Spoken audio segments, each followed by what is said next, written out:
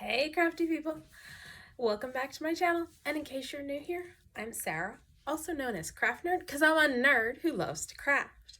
I do paper crafting, card making, junk journaling, and mixed media art. Let's get crafting! Welcome to my channel. Today we are going to be working on November's Christmas cards, and interestingly enough, I did a video last November using the Waffle Flower Postage Collage dies, stencils, and stamps to make Christmas cards, and we're doing it again this November. So I've pulled out, I feel like I did stamp these and stencil some of these in that video last November, and or in my video on just the Waffle Flower Postage Collage dies and stencils and stamps. But I've got a whole bunch of them, and I want to show you some ways to turn these into finished Christmas cards instead of having them sit around in my stash for ages and ages. So I'm going to set that aside for a second. Postage collage comes in like two sizes. This one's for a 4.5 by 5 or 4.25 by 5.5 card, because the die, when you cut it out, ends up measuring 5 by 3 3/4. There's also a slimline die, and the nativity one I think I did with the slimline. So we are going to do a slimline card. I don't know, this must be where, yes, I cut it apart here.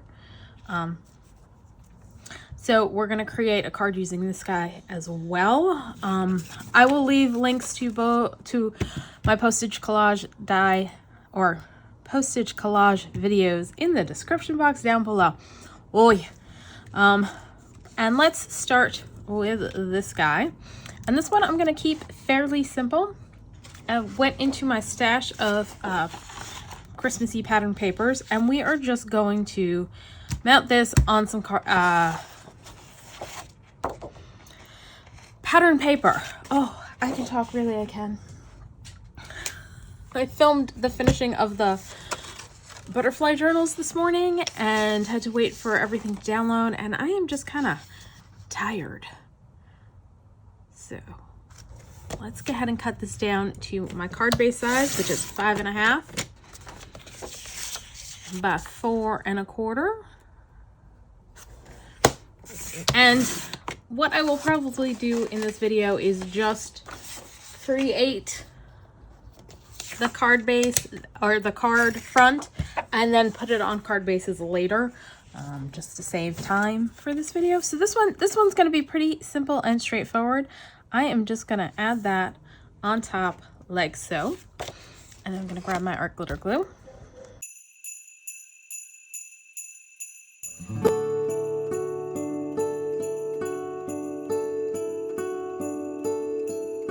Mostly trying to just ensure that I put this on straight. So there we go. There's one card already done. Fairly quick and easy when you've got things like this in your stash that you can pull out and use. Now, let's see, what else was I gonna do? I was gonna do this one on a straight on, but this one I'm gonna use. This is a distress inked background that I did, and it's, what is it? It's 6 by 4.5, so we're gonna need to trim this down. And I used milled lavender, salvaged patina, and picket fence to create this background, and this was for I did it in a video, distress ink mystery challenge, something like that. I'll leave a link to it down below, but basically I drew the names of distress inks out of a hat and went ahead and did two inky backgrounds 2 ways in that video, and I definitely need to do that again. And it's just kind of cool because, you know, we all have our favorite colors that we go to, and pulling them out of the hat means we're grabbing, that does not look straight. Why does that look not straight at all?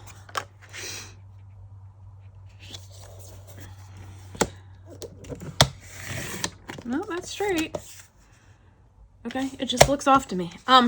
And what I think I want to do with this one, because it's such a light background and this is so light, as well is I think I may grab some purple cardstock and cut it pretty much to the size of this piece so that it just serves as a little hint of backing on it. So let me go grab a piece of cardstock for that. So I grabbed a piece, and this, I said it was what, 3 3/4?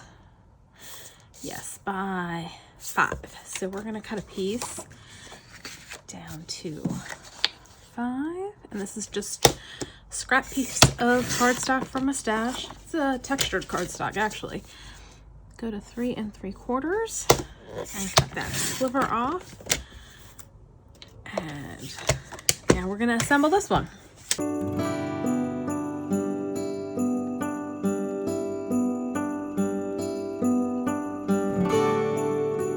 yeah, it just barely frames it out, but it does make it stand out just a hair more against the background by having just that little fringe of purple around. So let's glue this on. And I may pull out these stamps that, you know, create the coinage values on these guys, or I may just leave them as is. So there's another one done. So this is a good advertisement for compartmental making, in that I had these random backgrounds in my stash and random half-finished pieces, and now I'm putting together a bunch of cards real quick. Let's see, who's up next? Let's go with the snowmen guys. And this one, because, see, I stamped this knowing I was going to cut it apart. We're going to cut them apart. Start with this guy.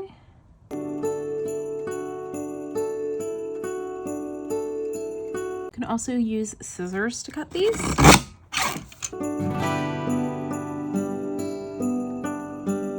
Now, I've pulled out some Christmas paper from my stash, and I've also pulled out an embossing folder. So we're going to cut a piece.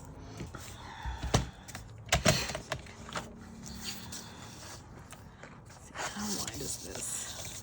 This is 6. So let's do 4 1/4.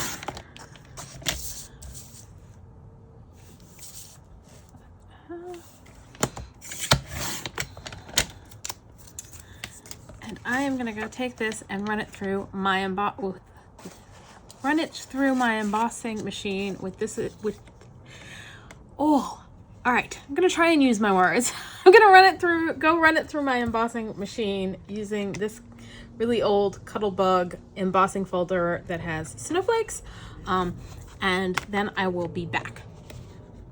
All right, I was getting ready to go to my embossing machine. I realized I should point out something. When you're using a pattern paper, you want to take a moment and look at your embossing folder before you do the embossing. If you want the front of your piece to be the raised image, you got to make sure you look at your embossing folder and see here it's raised up, whereas here it's indents for the raised up pieces to push in and do the embossing. If I put it in like this, the front of my piece will be raised up. If I put it in like this, the front of the piece will be the debossed.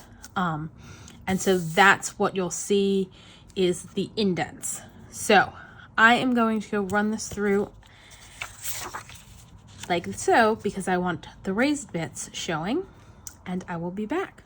Okay, so I am gonna come in now that it's embossed, and I don't know how well it's showing up but let's use a little luster wax to add some shine. And I was debating which color to use, and I feel like that's not showing up at all. So I'm gonna grab, and that was ivory. We're gonna use charcoal, which I think has a little bit of a bluish tinge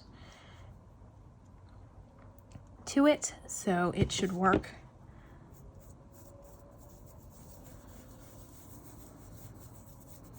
So we're just gonna spread this all over, and it's gonna bring out our embossing. And by gently rubbing, I'm staying on the raised portions and not going into the recesses really. And so it's making the raised bits pop against the background. But yeah, don't forget you can use your embossing folder with patterned papers. You don't have to just use it on plain paper. If you don't have luster wax, you could put a little ink on your finger and do that. I would suggest, like if you have distress inks and oxides, that the oxide will probably go on smoother using this technique. You could use a little bit of paint and rub it on.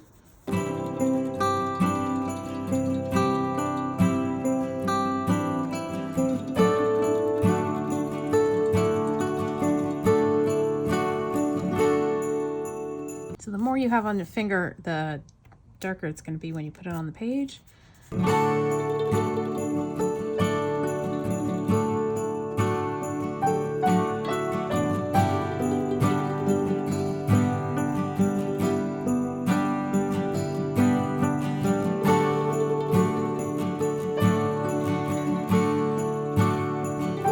I need to clean my finger, but before I go, what I also want to do on this one, since I'm gonna have to wash my embossing folder after I do it, is the blackout technique. So for this one, we put it down so that the embossing would come up on the pattern side of the paper. For this one, we're going to put it so that the debossing,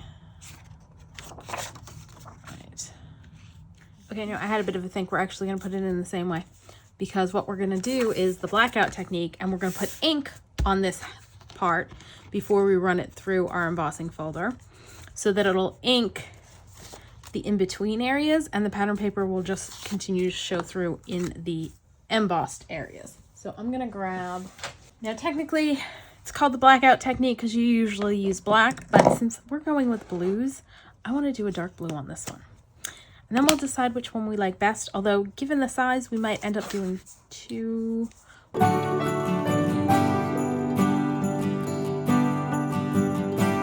I'm gonna go run this through and make sure, yes, I'm gonna run it through, make sure we're all inked up, and then have a cleanup.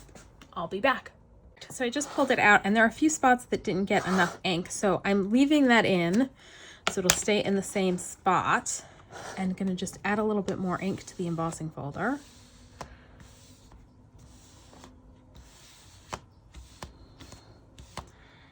I'm gonna run it through again and then I'll be back. And I will point out, let's see, let's grab a white piece of paper or white-ish piece of paper. See, you can still see some of the ink.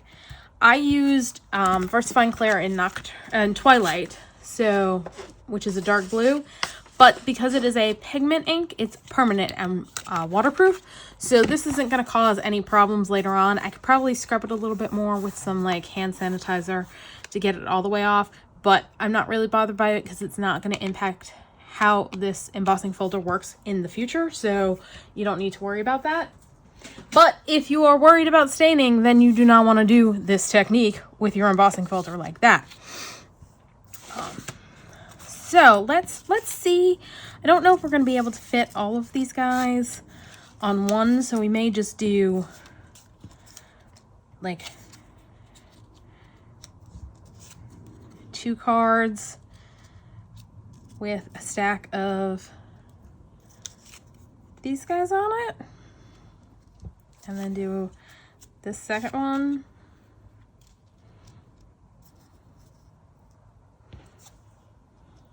like so.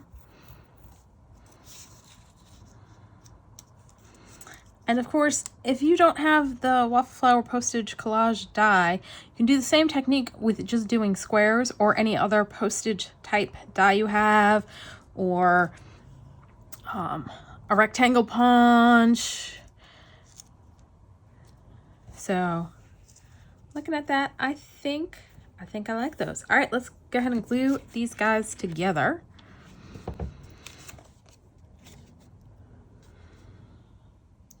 I'm gonna put a little glue at the top corner of this one since it's going like so. Oh, gotta wait a second and let the glue actually grab before I pick stuff up, which I'm horrible about. There we go. And then that's going like that, and he's going like that. Let's put a little glue on this corner.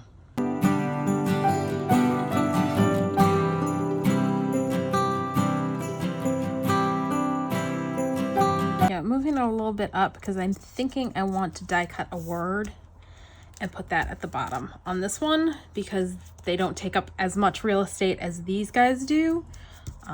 So we're gonna set that aside, and I'm gonna go through my Christmassy word dies and decide who would work best there. So that one's gonna go on like so. So let's put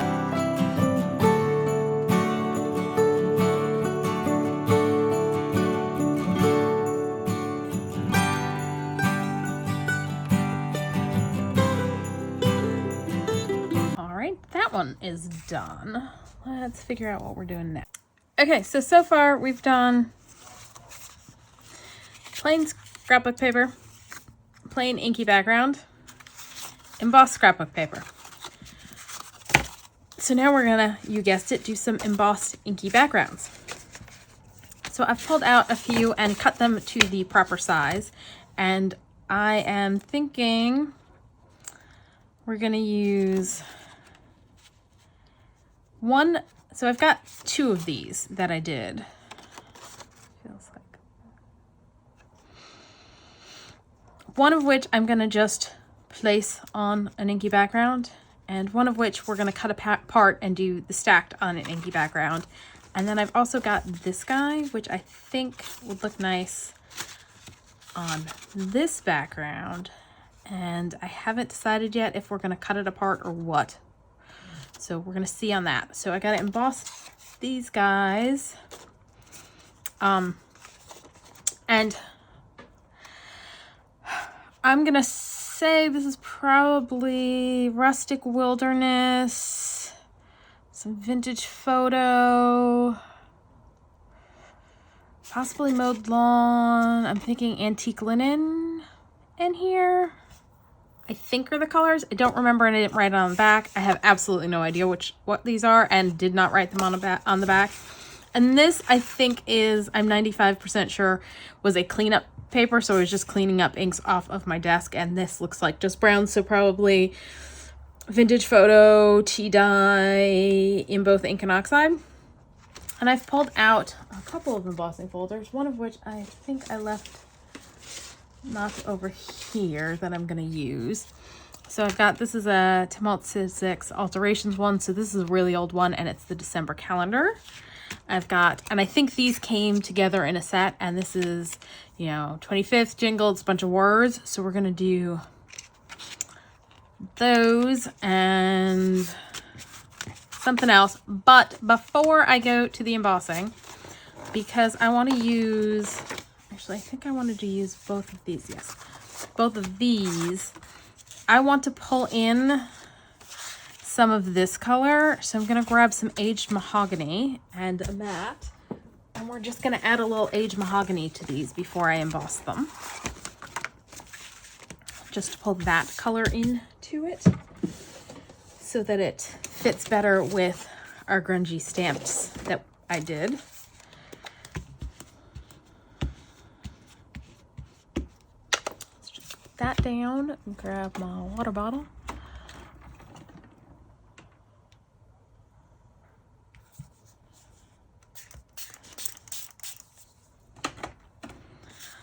Spread that out, because I don't want to do a ton. I don't want this to be overpowering. I just want to tie it in a little.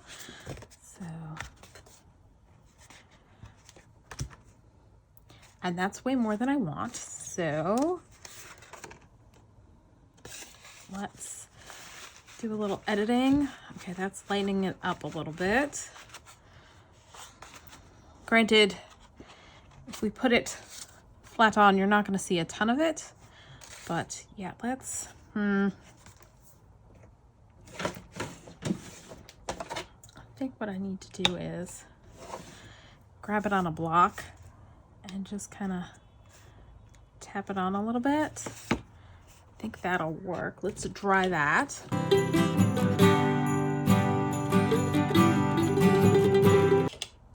I feel like I need a little bit more down there. So let's try and get those. Yes.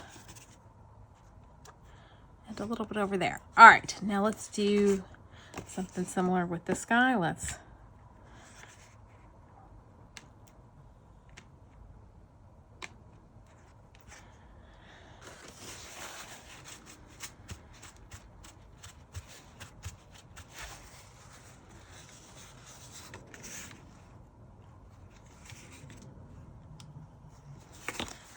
where I'm getting that harsh line, if I smush them out a little bit, I'm hoping that'll make it a little less noticeable that there's like a straight line from using the block.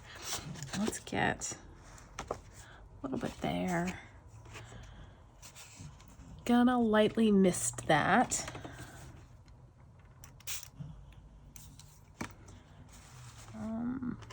Apparently too lightly. Hoping it would move a little, but I don't want to get it super wet because I don't want all the other layers underneath to move a ton. So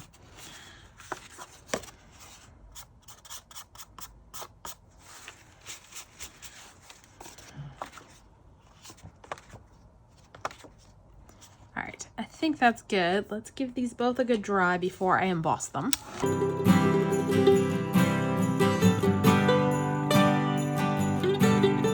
All right, I'm gonna go emboss all of these backgrounds, clean this up, and then I'll be back. All right, so I did my embossing, and so I did the two I showed you.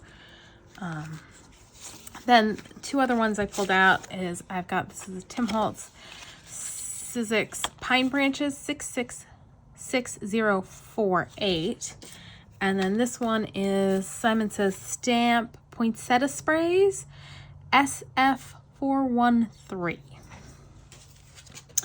And I realized, I was thinking I was going to do that. That covers that up completely. You can't see any of the December. And so we've got that one.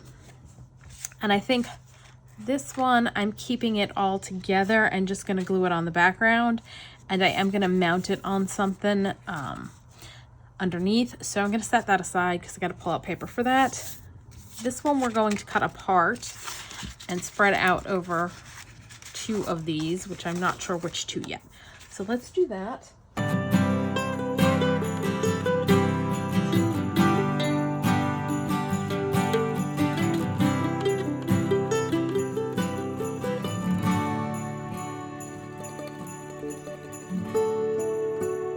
Like that, but I don't like it on this one.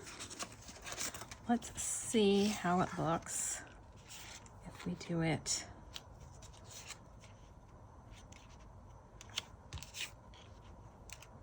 Kind of like so on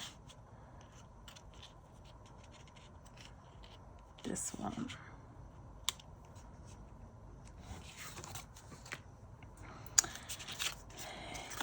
Yes, but trying to decide if I want to do something to make the background stand out a little bit more or just leave it as just background texture and just glue these guys on.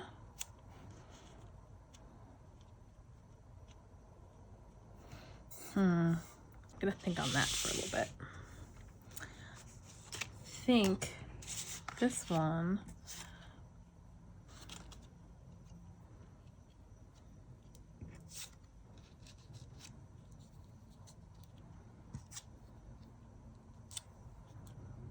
going to do like that, and we are going to add something on here.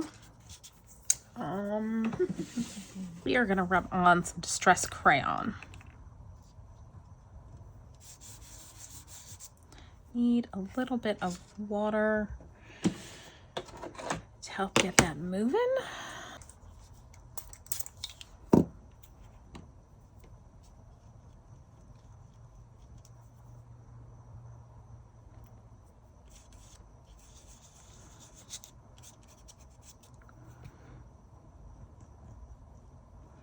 Again, by not pressing too hard, it's hitting the raised bits from embossing.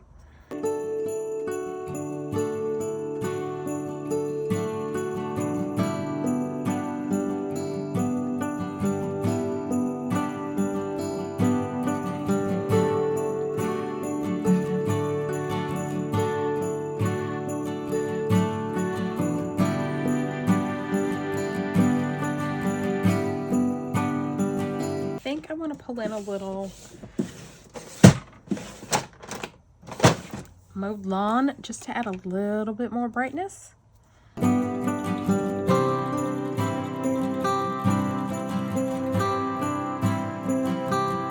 All right, I like that. Let's go ahead, glue these on.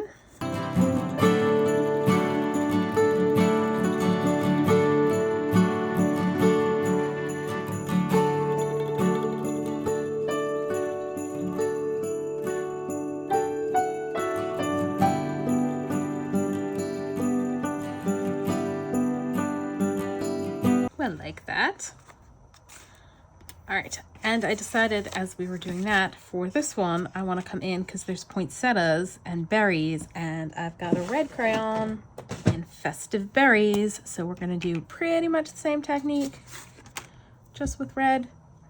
Where did I put the block that I was using? Oh, it's back here and getting things probably wet. Okay. So just have some water on the block because it helps move the crayon around if your finger's a little wet.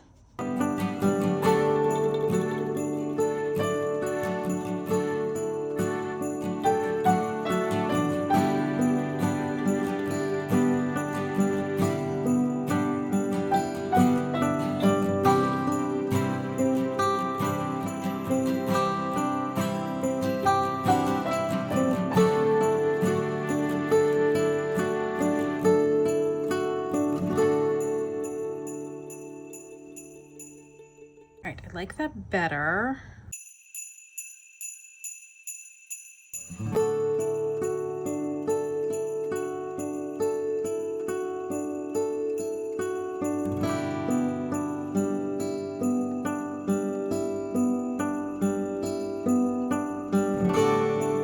All right, so I think I'm gonna cut these apart and put them on.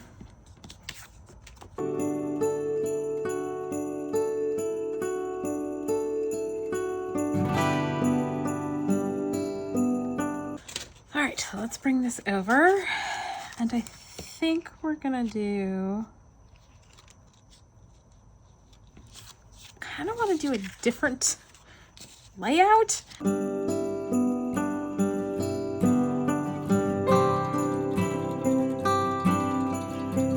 think I like that. I'm gonna save these. This one it got messed up and it bugs me. So I'm probably gonna dump that or figure out a way to use it to hide that. And I'm going to save this for another card. So let's go ahead and glue these pieces together. This guy's on top on both sides. So let's add a little glue like that.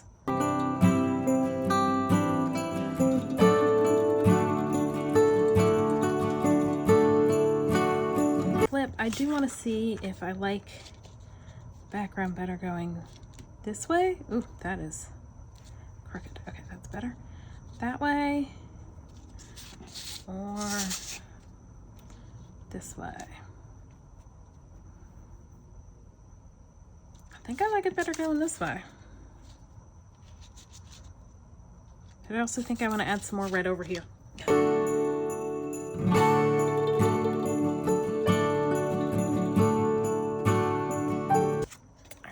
Glue these guys together. I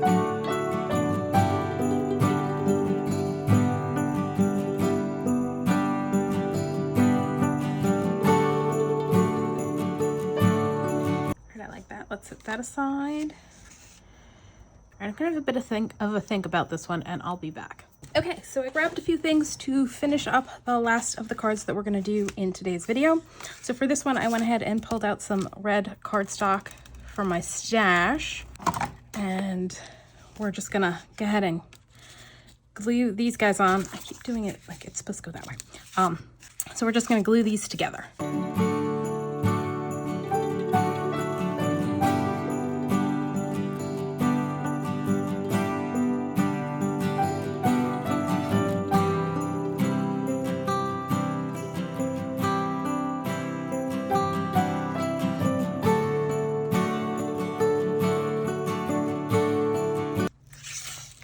Now for this one, I wanted to put the word Merry, and this is a Holtz Sizzix die, and it's like holiday script words, and I forgot to bring over the full information. I'll leave that in the description box. And then I used from the Waffle Flower Postage Collage die sets a die to cut out a piece of dark blue, because I was noticing it kind of fades in the background. So I wanted something to sit behind it so it would pop. And so just grabbed a piece of scrap cardstock.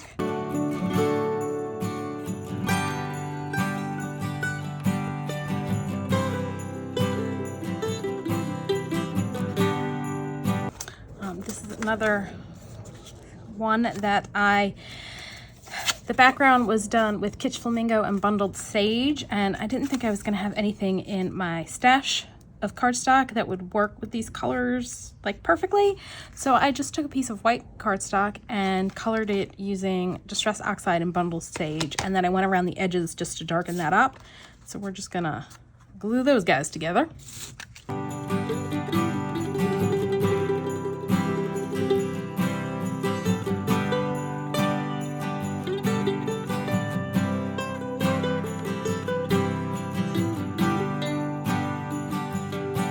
Done. And then this last one where we embossed, but the embossing's not showing up very much. What I think I'm gonna do is grab vintage photo and a brush, and I am gonna go very lightly over the top. I'm not pressing hard, just to try and bring out some of the embossing.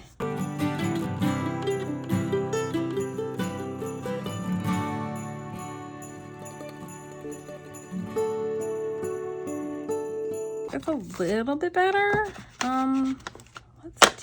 Let's see here. I think we're gonna pull in some crayon on the spots that we're actually gonna see. So like the 2 and the 5 over here.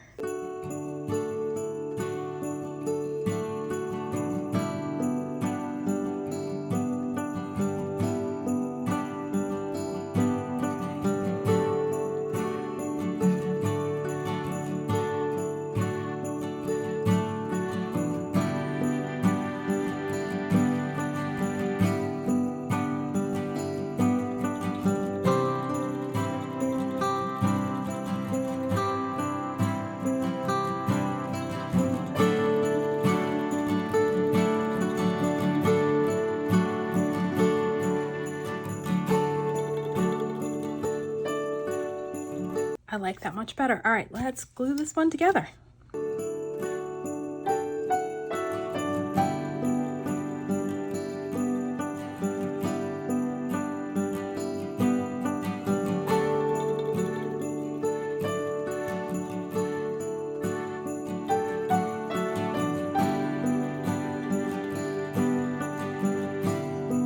Okay, so we got that one done and that one done.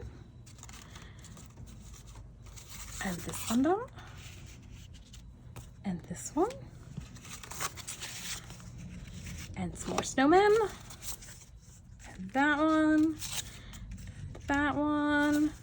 and this one, and that one. So we got 1, 2, 3, 4, 5, 6, 7, 8, 9 cards finished in fairly short order, using like pre-stamped and stenciled Waffle Flower Postage Collage pieces that we were able to fairly quickly turn into a bunch of Christmas cards. So that's all for today. If you enjoyed this video, please do all the things that lets YouTube know you enjoyed the video. Like, subscribe, hit the notification bell, leave me a comment down below. Thanks for joining me, and happy crafting.